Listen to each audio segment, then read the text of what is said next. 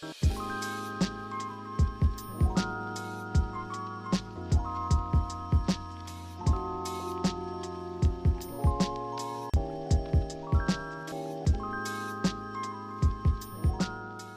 this tutorial, we're going to talk all about chalk pastels and how to blend them well. So this is a container of chalk pastels.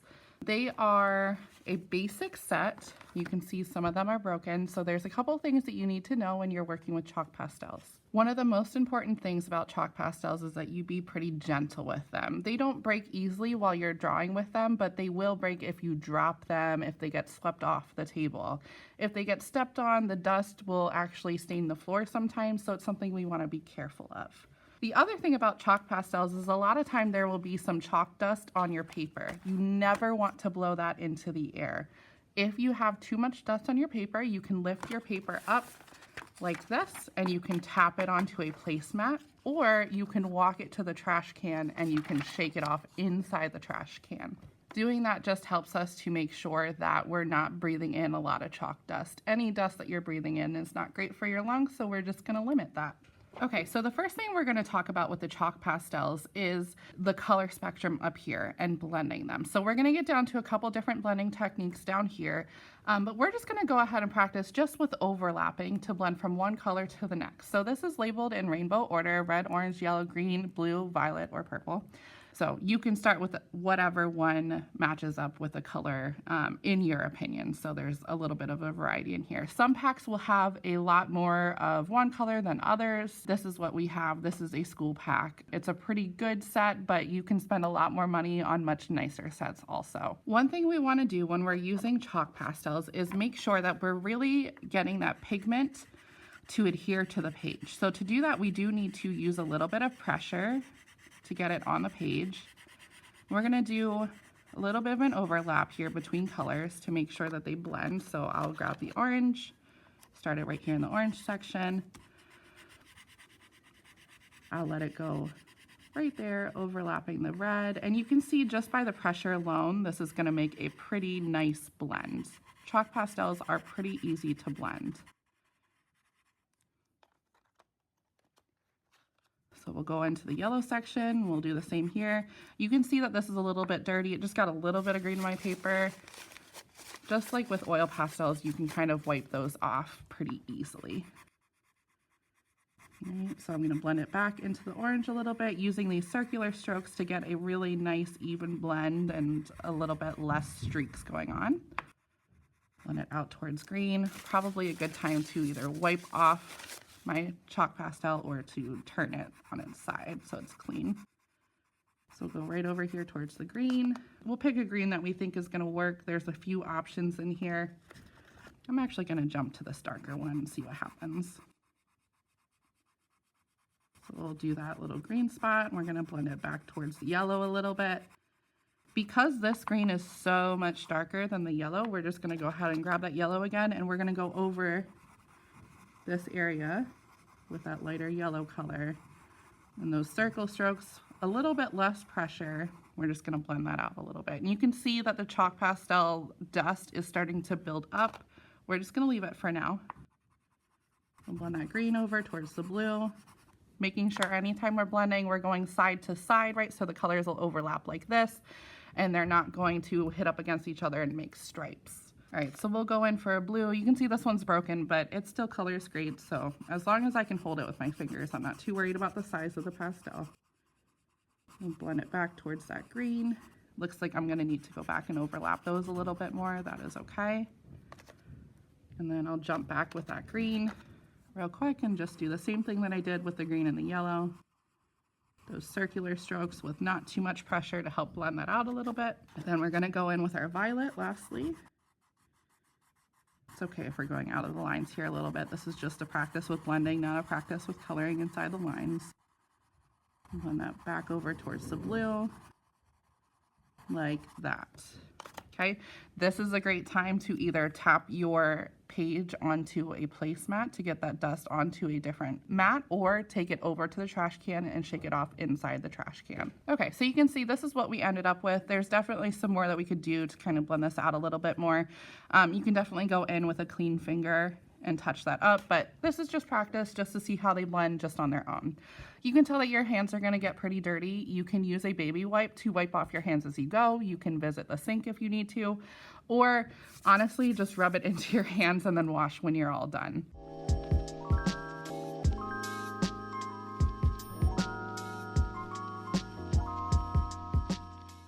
Okay, I cleaned my hands with a baby wipe and I dried them, so I'm ready to move on down here. So here we're gonna practice two different methods for blending with two different colors. So color 1 into color 2. You can pick any colors you want, but they should probably be pretty close to each other in the rainbow or the color wheel, because then we know that they're gonna blend really nicely and not just give us brown.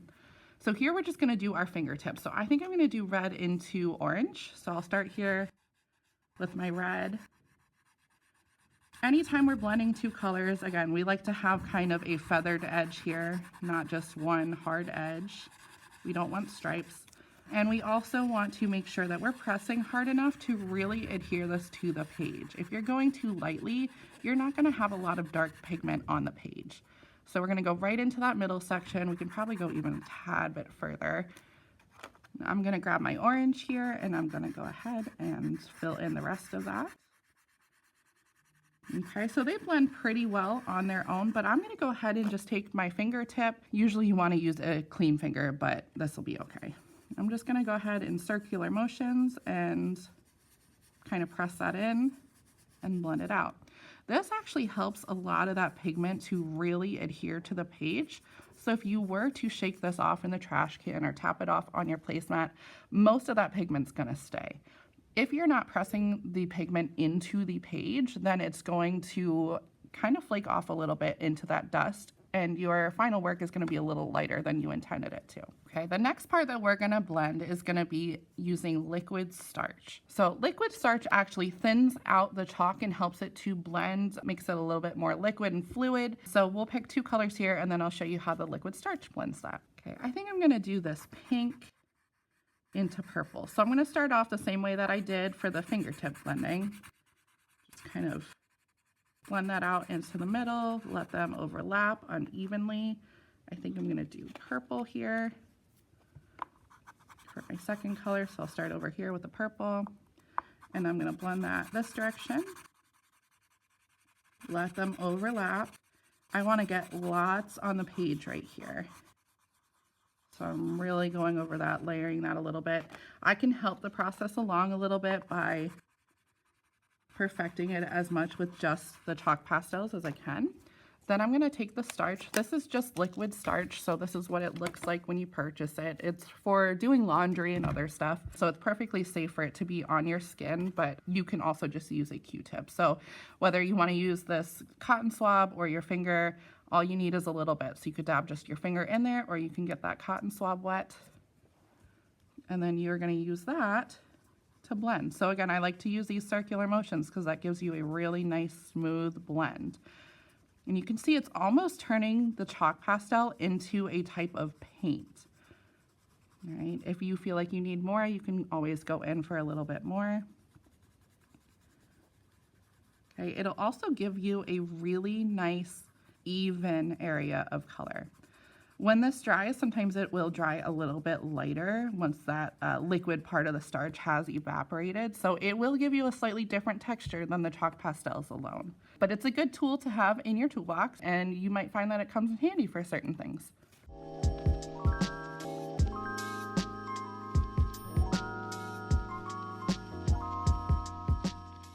I'm going to go ahead and tap all of this dust off in the trash can, and then we're going to move on to the blending practice. Okay, so right down here we have some spheres that we're going to shade in. So anytime that we're shading a sphere, we want to think about the highlights and the shadows. We're just going to pick one color per circle to shade into a sphere. So we're going to create that illusion of the three-dimensional space just by making that highlight and that shadow. I think the first color I'm going to choose is this blue. So we want to make sure that this part of our circle is really, really light. So I'm actually going to go in with this lighter color and almost avoid that area. I'm not too worried about going outside of the lines right now. You could be more careful if you felt like you needed to. And then as we go around the edge here, this is where we want our darkest values. So I'm using a lot more pressure here. I'm overlapping it. And you can see it's going to make a little bit of a crescent shape, and it's going to come up the edges here of your sphere. So I'm using less pressure towards the middle. Okay, coming right up there. Lots of pressure down here. And then I can take my finger, or maybe even the starch if I felt like I needed it. I don't think I need it for this so much. I'm gonna get the extra dust out of there real quick. Okay, so this is pretty messy right now, but we can go ahead and smooth it out. So with a clean fingertip, kind of start in that lighter area. That way you don't have all that pigment on your fingers. And you're just gonna use these circular motions to blend that out. So just be careful that we're not adding any more to that lightest area. But you can see, once we kind of press that into the paper, we can actually go in a little bit more to add to those areas of the darkest value. Circular motions, right? Because we don't want stripes. And then probably with another clean finger, press that into the page and blend it out. Okay, that's a pretty good try to start with. Obviously it is kind of messy around the edges. If we were doing a full work of art with this, we would clean that up or add something else in the background to cover that part up. Okay, now I'm just gonna fast forward through me doing the second one, and I think I'm gonna pick a slightly lighter color. Maybe this red will do for our final sphere.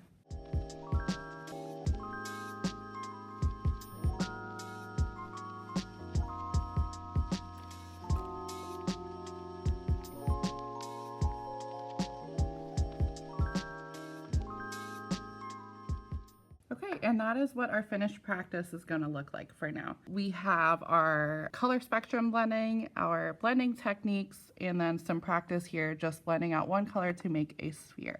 So hopefully that gives you a little bit of a background on chalk pastels and could help you out if you are to use them for a project coming up.